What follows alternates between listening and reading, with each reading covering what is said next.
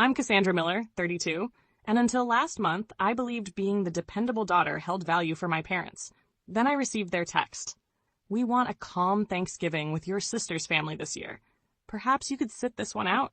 We need space. Those 6 words unraveled 20 years of carefully maintained facades. I replied with one word, enjoy. They didn't know I'd just bought a villa in France or that I was about to host a Thanksgiving when they'd regret missing for years.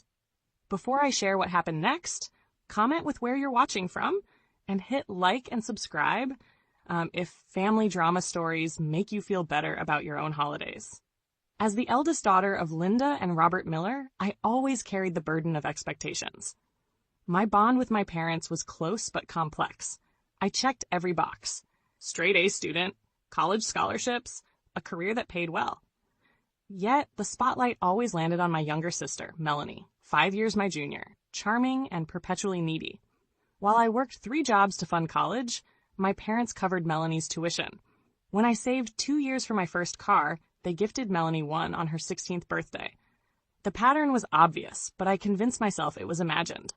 Cassie, your sister needs more help. Mom would say when I mentioned the disparity, you're so capable and independent. Being capable was both my strength and my burden, leaving me overlooked while Melanie was praised for minor accomplishments.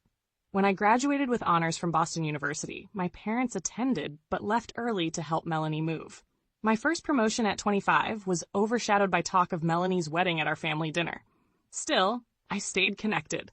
Weekly calls, holiday appearances, and support during crises, like paying 3 months' rent when Melanie's husband Tom lost his job or researching schools for my nephew's learning issues. Always reliable, always present, always in the shadows. Last year, my career soared. After a decade at Nexus Technologies, I became Executive Vice President of Product Development, earning stock options and a hefty raise. For the first time, I could pursue my dream of owning a French countryside villa inspired by a college semester abroad. After years of saving, I found a 300-year-old stone farmhouse with a vineyard in the Dordogne region. By October, Villa Cassandra was mine. I planned to reveal it at Thanksgiving with photos, keeping it a secret for the surprise. Meanwhile, Melanie's family struggled.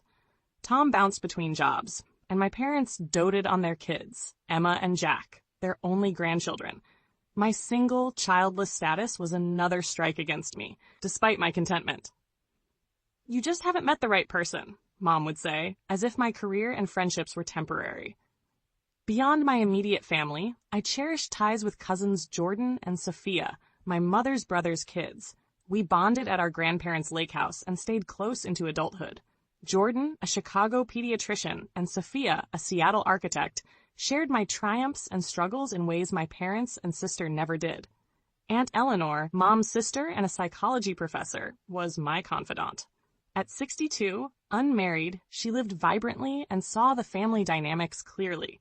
Your parents love you, Cassandra, she once said, but they don't see you. They see the daughter who doesn't need them. Thanksgiving was our family's cornerstone, with Mom's heirloom recipes and Dad's logistics uniting relatives nationwide. Last year's was tough. I brought my then-boyfriend Michael, hoping to be seen as whole. Instead, we sat at the kids' table while Tom's parents got prime seats. My promotion announcement was brushed aside for Melanie's school volunteering. Michael and I split soon after, partly due to my family's dynamics.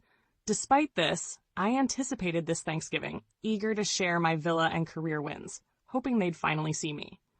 Then came the text. On a Tuesday, as I prepped for a board meeting, Mom's message hit.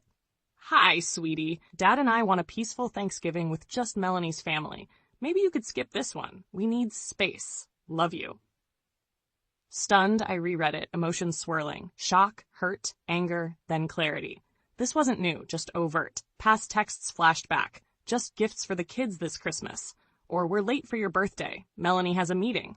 Last Thanksgiving, my fine wines were ignored for boxed wine Tom's parents liked. My promotion was dismissed. Let's not focus on it. Not everyone's as fortunate. The text's peaceful Thanksgiving implied I caused discord. Just Melanie's family excluded me. You understand, right? Assumed I'd comply. Dr. Warner, my therapist, had asked, what if you prioritized your needs like your parents do Melanie's? I drafted angry replies but deleted them, heeding Dr. Warner's advice. I couldn't control them, only my response. An idea formed: host Thanksgiving at my villa with those who valued me. I replied, "Enjoy," a single word that felt liberating, offering no fuel for manipulation. That night, on my Boston balcony, I planned a French Thanksgiving with loved ones like Aunt Eleanor, Jordan, and Sophia. The hurt lingered, but excitement grew. This wasn't just a plan, it was a stand for my worth, a new tradition born from rejection. By midnight, I felt lighter, the text's sting now a catalyst for something beautiful. With 2 weeks to go, I acted fast, starting with Aunt Eleanor. "They did what?" She gasped, then accepted my villa invitation with pride.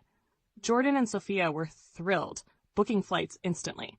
Uncle David, Aunt Patricia, and cousins Madison and Leah joined eagerly, as did Uncle Michael and his husband James. Their enthusiasm healed old wounds. People valued me enough to cross an ocean. Logistics were intense but exciting.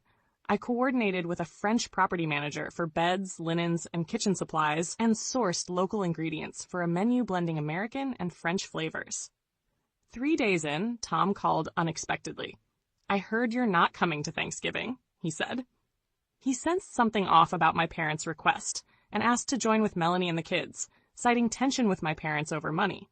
Hesitant, I feared recreating old dynamics, but after consulting Dr. Warner, invited them, setting boundaries for a fresh start. As Thanksgiving neared, excitement built. The day before my flight, Mom texted about Melanie's plans, ignoring my absence. I replied vaguely and focused on France. Landing in Paris, I drove 4 hours to Dordogne, falling in love with my villa's stone walls, vineyard, and cozy kitchen. Neighbors welcomed me with cheeses and liqueur, promising market tips. I shopped for truffles, foie gras, and a free-range turkey, adapting recipes with local ingredients. Friday, family arrived. Aunt Eleanor, Jordan, Sophia, and others, all awestruck by the villa. Melanie's family came at sunset, and after a tense moment, we began anew.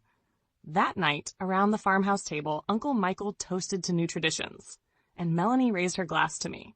A small but meaningful gesture. Thanksgiving morning, I woke early, feeling peace in my villa. Family joined gradually, creating a relaxed vibe unlike my parents' formal gatherings. We cooked together. Turkey with garden herbs, Sophia's sweet potato casserole, my berry sauce. Melanie watched me with her kids, seeing me anew without our parents' lens. The table, adorned with candles and kids' place cards, was perfect. At noon, texts from Mom flooded in, worried about Melanie's absence. We chose not to respond, focusing on our joy. Melanie admitted not telling them, and we shared a moment of understanding. Dinner was magical. Laughter, stories, and Melanie's praise for my turkey broke the ice.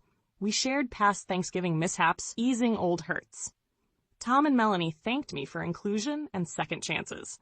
A group photo captured our joy, posted with Tashered new traditions.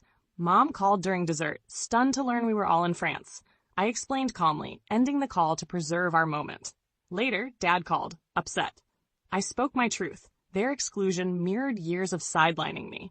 Melanie backed me up, admitting her role in the dynamic. Mom promised to try changing, a small step. The weekend was filled with castle visits, games, and bonding. Melanie and I grew closer, and family vowed to return. Months later, my parents began listening more, asking about my life. They joined the next Thanksgiving at the villa, where Mom finally said, "I'm proud of you." I'd found my voice and built a family that saw me. Sometimes love means truth, not accommodation. Sometimes rejection sparks creation. Share your story below, and remember, the best traditions are the ones we courageously create.